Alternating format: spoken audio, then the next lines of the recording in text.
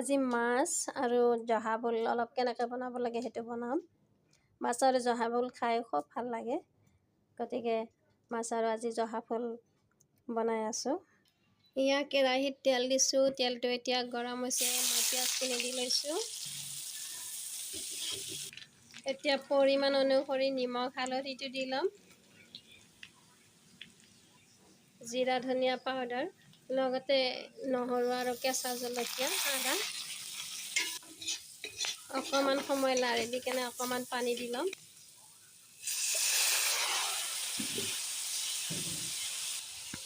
এতিয়া সুন্দৰভাৱে অকণমান মছলাখিনি উতলিব দিছোঁ। মাছখিনি আগতে ভাজি, এতিয়া মাছখিনি দি দিছোঁ।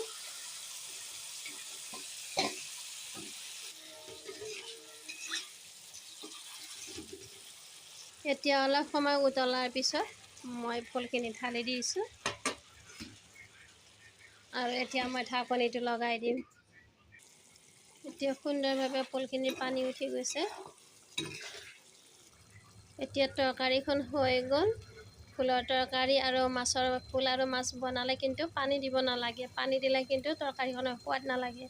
সেয়েহে মই ভোলৰ পৰা যিখিনি পানী উঠিছিলে সেইখিনিয়ে ৰাখি দিছোঁ। এতিয়া মোৰ তৰকাৰীটো হৈ গ'ল।